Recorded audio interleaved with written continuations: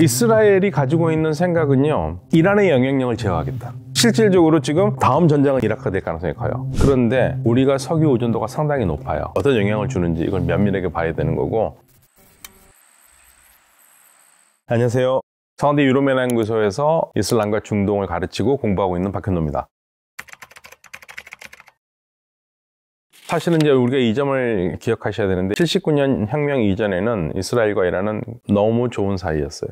둘 다 친미 국가였고요. 그래서 친미 국가로서 서로 굉장히 친했습니다. 이란은 이스라엘의 뛰어난 기술, 국방력, 정보 능력 이걸 갖고 싶어 했고요. 당연히 이스라엘은 이란의 석유 공급 받고 싶어 했죠. 그래서 굉장히 친했거든요. 근데 79년에 혁명이 나면서 이란이 왕정이 공화정으로 바뀌고 세속정이 이슬람정이 되면서 친미가 반미가 되고 친이스라엘이 반이스라엘이 되고, 그리고 새로운 혁명 정부는 팔레스타인 해방을 중요한 국가 과업으로 내걸었어요. 그러다 보니까 이란이 자국의 경제라든지 자국의 주민의 민생에 더 많은 신경을 써야 되는데, 그 신경 쓸 돈을 상당 부분은 팔레스타인 지원하는데 갔죠. 이란 사람들도 거기에 대해서 불만이에요. 그러니까 이란이 굉장히 잘 살고 있으면 불만 안 하겠죠. 뭐 우리가 잘 사는데 조금 주는 거야 뭐 어쩌냐 그랬지만, 이란이 어렵거든요. 국민들이 이제 화가 나죠. 그렇게 되면. 근데 말을 못 하고 있는 거고. 그래서 이란은 79년 이후부터 계속 지원을 해왔거든요. 근데 사실 지금 상황이 별로 좋지는 않잖아요. 그리고 여러 가지 그 팔레스타인 아랍 사람들끼리도 화합이 잘 안 되고. 그래서 이란은 원래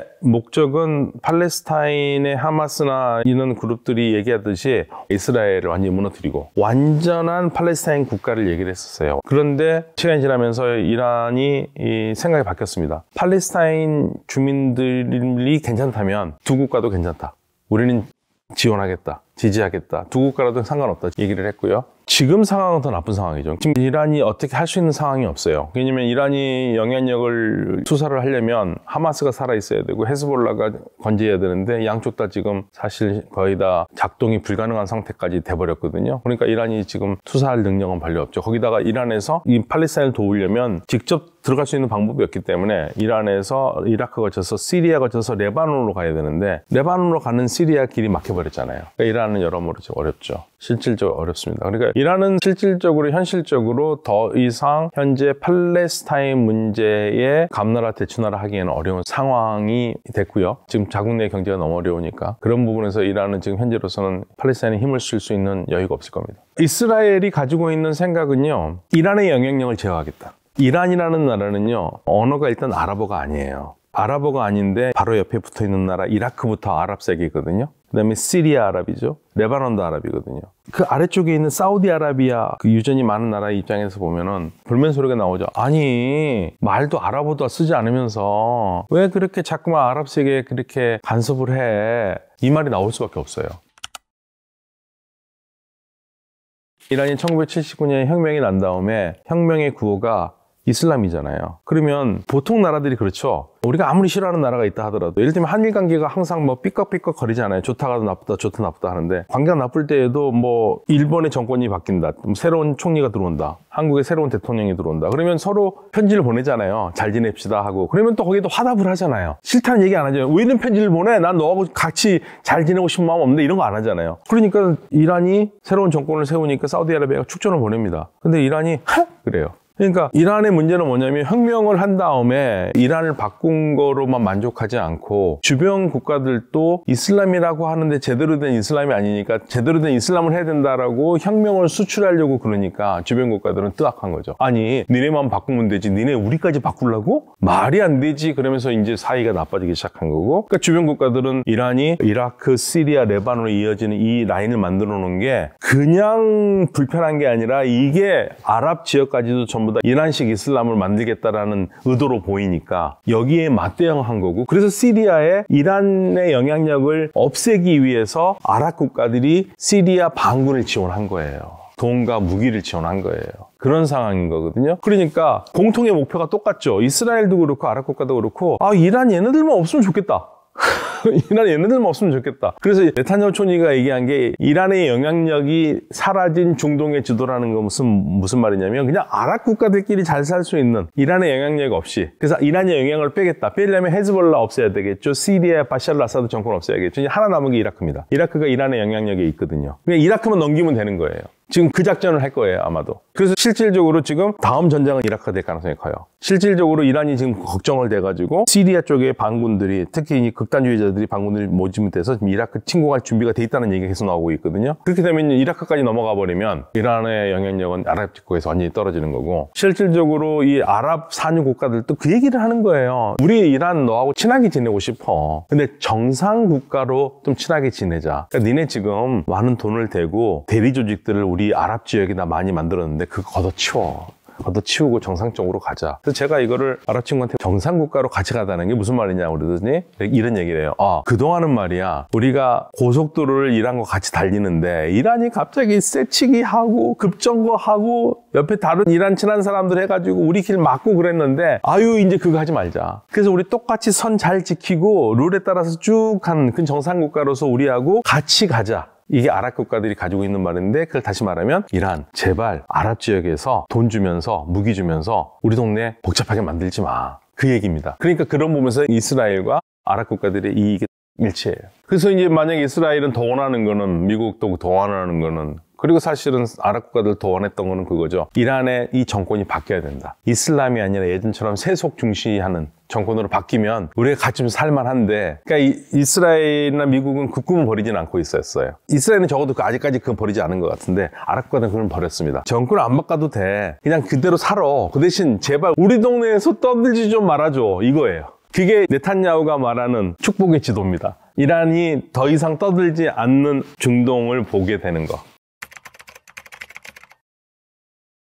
이라크가 마지막 남은 보루예요. 치열한 전투가 이라크에서 벌어질 가능성이 굉장히 커요. 이란은 거기 절대 놓치지 않으려고 할 거고요. 이란이 레바논에 있는 헤즈볼라를 지원하기 위해서 이라크, 시리아, 레바논까지 이어지는 소위 말해서 시아 초승달 지역을 완성했다고 얘기를 많이 하잖아요. 그게 단순하게 팔레스타인을 지원하기 위한 것만은 아니에요. 내가 도전을 받을 때 누군가 우리나라를 칠다고 그런다. 그러면 내가 문을 잠그고 기다리고 있는 것보다는 차라리 내가 문 밖으로 나가가지고 다른 지역에 먼저 점령을 하고 있거나 거기를 장악하고 있으면 일단 우리 집은 안전하잖아요. 이란 본토가 침공받는 것을 막기 위해서 전선을 바깥에 더 만들어 놓은 거죠. 그런 차원에서 이해를 하면 시아 초승달이라는 게 전략적으로 이해가 가요. 그런데 이제 그게 하나하나 무너져서 남은 거 이제 이라크만 남은 거죠. 이라크 무너지면 바로 이제 이란이거든요. 그러니까 이란은 절대 이걸 막아야겠다라는 강력한 의지를 가지고 있고, 그래서 지금 이란이 준비를 하고 있는 겁니다. 그래서 이라크가 향후 새로운 전장터가 될 가능성이 있습니다.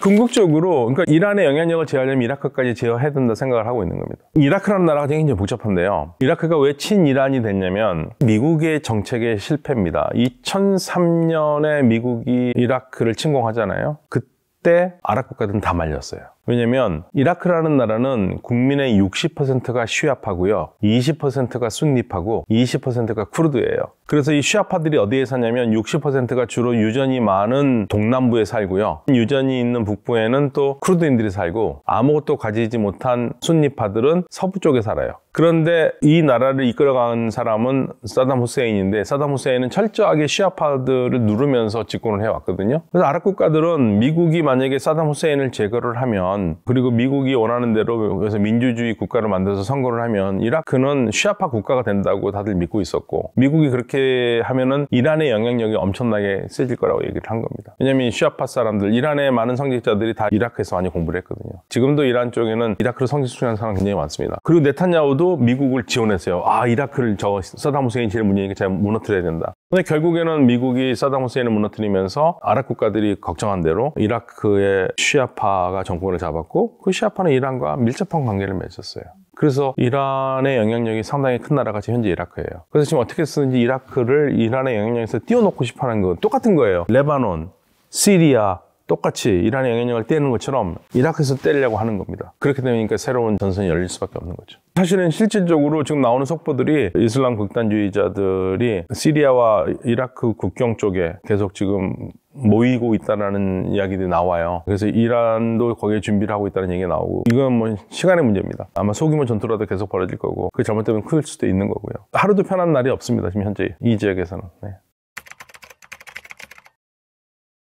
이스라엘과 팔레스타인 문제가 해결이 돼야지만이 중동의 평화가 오는데요. 이스라엘과 팔레스타인 문제를 봤었을 때 몇 가지 해결안이 있어요. 가장 잔인한 해결안은 이런 거죠. 서로 싸워가지고 한쪽이 완전히 다 한쪽을 없애버리는 거. 그러니까 지금의 팔레스타인이라고 부르는 땅, 이스라엘이 팔레스타인이 같이 살고 있는 땅, 여기가 완전한 이스라엘 국가가 되거나 완전한 팔레스타인 국가가 되거나. 그게 이제 원스테이트예요. 하나의 나라예요. 그거와는 조금 더 나은 게 원스테이트인데 같이 사는 거. 그러니까 누굴 쫓아내지 않고 그냥 이스라엘 사람들과 팔레스타인 사람들이 한 나라를 이뤄서 동등한 시민으로 같이 사는 겁니다. 그런데 그렇게 되면은 현 네탄야후 총리를 비롯해서 시온주의를 주장해왔던 사람들은 절대 받아들이지 않을 거예요. 왜냐하면 시온주의의 근본 목표는 유대인의 국가거든요. 같이 살아서 민주적인 사회를 구성해서 그러려면 유대인 국가라는 말이 없어야 되잖아요. 근데 유대인 국가를 포기를 하지 않을 거기 때문에 이거는 이상적이긴 하지만 어렵죠. 그러면 이제 두 개의 국가로 사는 거 가장 이상적이에요. 팔레스타인 사람 사는 땅에 팔레스타인 국가, 이스라엘은 이스라엘 국가, 두 국가로 가는 거죠. 근데 이제 문제가 뭐가 있냐면 두 국가가 된다 하더라도 이스라엘은 절대 팔레스타인의 군대를 못 갖게 할 겁니다. 지금 시리아 공격하는 게 시리아가 군대가 강해져서 이스라엘과 필적하는 것을 막기 위한 거잖아요. 그럼 시리아는 그렇다 치지만 팔레스타인은 완전히 상황이 다르잖아요. 이스라엘 생각하기에는 내 땅이라고 생각했던 곳이니까. 그래, 너희들 내가 정말 싫지만 너희들 국가 만들고 살아. 그렇지만 군대 가지면 안 돼. 이렇게 얘기를 할 거고, 팔레스타인은 야 우리가 국가인데 왜 군대가 없어 이렇게 할 때고. 이것도 해결 방안이 아니에요. 또 하나 방향은 싸우지 않고요. 그냥 이스라엘이 주변 국가들한테 얘기하는 거죠. 가자 지역은 이집트에 가까우니까 야 이집트 얘네들 다 데려가. 요르단강 서안에 있는 지역 사람들은 요르단 가까우니까 니는 다 요르단이 좀 데려가. 니는 아랍 사람들이니까 살 수 있잖아. 다 쫓아내고 요렇게 이스라엘만 살 수 있는 방법이 있겠죠. 그렇기 때문에 세 나라가 되는 거죠. 예, 그냥 팔레스타인 사람들이 양쪽으로 이집트로 가고 요르단으로 가니까. 그것도 사실은 팔레스타인 사람들이 절대 그 포기하지 않을 거니까. 그래서 지금 나오는 얘기 중에 하나는 일국가 두 체제. 그러니까 그냥 이스라엘이라는 국가를 유지를 하고 팔레스타인 사람들은 일종의 영주권으로 사는 거. 국가는 아니고. 뭐 그런 얘기도 나와요. 제가 아랍 싱크탱크들과 얘기를 했을 때 물어보면 다들 그런 얘기 하죠. 가장 이상적인 것은 두 국가, 투 스테이트예요. 이스라엘은 국가, 팔레스타인 국가. 모든 국제사회가 그 얘기합니다. 제가 그게 가능할까 하고 아랍 학자에게 물어봤더니 좀 이런 말을 하더라고요. 그게 가장 좋은 방안인 건 맞는데 잘 안 될 거다. 아랍 국가들이 다들 그런 얘기는 하는데 어떤 나라도 나와서 총대를 메고 그거를 하려고 노력하는 나라가 없다. 이게 이제 문제라는 거죠. 그래서 이 팔레스타인 문제가 쉽지가 않고요. 네탄야후 총리는 어떻게 해서든지 팔레스타인 국가를 만들어주고 싶은 마음 없어요. 지금 현재 네탄야후 총리 정부에서 중요한 역할을 하고 있는 여당 극우파들은 팔레스타인 다 쫓아내자는 거예요. 그렇기 때문에 이게 쉽지가 않죠. 사실 트럼프 일기 때요. 트럼프가 세기의 딜, 세기의 협상이라고 그래가지고 트럼프식 팔레스타인 해법을 가지고 왔어요. 그런데 그 해법의 가장 큰 문제가 뭐냐면 이스라엘 사람들이 팔레스타인 땅에 불법으로 만든 정착촌을 돌려주지 않고 오히려 더 많은 땅을 이스라엘에게 주면서 팔레스타인 국가를 건설하는 거예요. 그리고 가자와 요르단강 서안은 이스라엘 통하지 않고서는 건너갈 수 없거든요. 그러니까 그 밑에 터널을 뚫어서 다니게 한다. 뭐 이런 안까지 냈는데, 아니 팔레스타인 사람들이 지금 있는 땅도 더 돌려받아야 되는데 내주면서 국가를 한다는 게 말이 되느냐 반대가 나왔고요. 그래서 1기 때는 실패를 했고 2기 때도 새로운 정책을 들고 나올 건데 어떤 정책을 들고 나오든 간에 그게 이스라엘 쪽에 더 유리할 것이다 라고 내다보고 있습니다. 그 다음에 이 중동 지역에서 나올 가장 큰 문제는 쿠르드 독립국가 문제가 나올 거예요. 또 거기에 이제 이스라엘이 굉장히 지원을 열심히 하려고 노력할 거고 미국을 계속적으로 설득할 가능성이 굉장히 커요. 쿠르드 사람들이 제가 말씀드린 적이 있는데 네 나라에 걸쳐서 살고 있거든요. 어느 정도로 살고 있느냐. 대략적으로 그냥 우리 보통 얘기하는 거를 말씀드리면 원이 네 개지로 나눠져 있는데요. 네, 첫 번째가 튀르키예입니다. 1600에서 1800만 명, 시리아 200만 명, 이라크 500에서 800만 명, 이란 800에서 1200만 명. 최소 3천만이에요. 3천만 명이 나라를 이루지 못하고 네 나라의 여권을 가지고 살아요. 그러니까 이들 입장에서는 한 나라를 만들고 싶은 마음이 있겠죠. 물론 만들기 어려운 부분도 있습니다. 시리아와 튀르키예는 쿠르드 중에서 서로 잘 통하는 쿠르만지라는 언어를 쓰고요. 이란과 이라크는 대체적으로 소란이라는 언어를 쓰거든요. 이 두 언어가 완전히 통하지는 않아요. 그래서 지금 현재 이라크에서 쿠르드인 자치정부가 있기 때문에 여기에서 이중 언어 교육을 하고 있어서 좀 더 나아지긴 합니다만은 적어도 어떤 나라가 하나를 더 만들어져야 되는데 이 문제가 해결되기 전에는 중동에서는 계속 문제가 될 거고요. 만약에 쿠르드 문제가 터지기 시작하면 이란도 굉장히 복잡해집니다. 왜 복잡해지냐면 이란이라는 나라가 국어는 페르시아어인데요. 태어난 아이가 100명 중에서 페르시아를 모국어로 쓰는 아이는 60명밖에 안 돼요. 나머지 40명은 페르시아가 아닌 언어를 써요. 아제르바이잔어와 쿠르드어를 쓰거든요. 발로치어, 그리고 여러 다른 언어들. 그러다 보니까 이 소수민족 독립 문제가 나오면 대단히 민감한 문제거든요. 그래서 이란도 이 쿠르드 문제가 만약에 본격화되기 시작하면 이란에 있는 쿠르드 지역도 그나마 지금까지는 가장 조용한 곳이었는데 다른 데에 비해서 여기도 문제가 될 수 있죠. 그래서 심각한 문제들이 아직까지 많이 남아 있습니다. 우리처럼 지정학적인 영향을 많이 받는 나라는 항상 국제 정세에 민감하게 움직여야 됩니다. 그러니까 중동 정세는 우리하고 멀리 떨어져 있기 때문에 아무 관계가 없다고 생각하지만 중동 정세는 세계 정세 속에서 굉장히 중요한 역할을 하고 있고요. 중동이 흔들리면 다른 지역도 같이 흔들릴 수밖에 없어요. 그래서 저희가 중동 공부하는 사람들 입장에서는 중동의 여러 변화들이 우리하고 밀접한 연관이 있다. 더군다나 중동 지역은 우리가 하루에 쓰는 석유의 70%가 들어오는 지역이거든요. 이쪽에서 문제가 있으면 우리는 큰일 납니다. 그래서 민감하게 대처를 할 수 있도록 항상 봐야 되는데요. 산유국들한테도 영향을 미치거든요. 이러한 문제들이요. 지정학적인 문제들이기 때문에 제가 요즘 많이 얘기하는 것 중에 2023년 기준으로 보면은요. 세계에서 석유를 가장 많이 쓰는 나라를 1등부터 11등까지 뽑아보면 일본과 한국과 독일은 한 방울도 나지 않는데 석유를 많이 쓰는 11위 안에 들어가 있습니다. 그런데 우리가 석유 의존도가 상당히 높아요. 왜냐면 우리가 석유 수입해서 우리가 국내에서 소비하는 것도 있지만 또 우리가 또 정제해서 수출하는 것도 있기 때문에 그러니까 중동에 문제가 있으면 석유에 문제가 있으면 그만큼 우리는 경제의 타격이 더 클 수밖에 없어요. 그래서 중동에서 어떤 일이 일어나고 있는지 이게 산유국에서 직접 일어나는 것이 아니지만 바로 근처이기 때문에 어떤 영향을 주는지 이걸 면밀하게 봐야 되는 거고 그리고 늘 하는 말이지만 힘을 키워야 됩니다. 역시 힘을 키워서 외세에 좌지우지 되지 않는 나만의 중심을 지킬 수 있도록 힘을 키워서 나 스스로를 잘 지켜야죠. 그것만이 살 길입니다. 오늘 제가 준비한 내용은 여기까지입니다. 내용이 좋았다면 구독, 좋아요, 알림 설정 부탁드립니다. 감사합니다.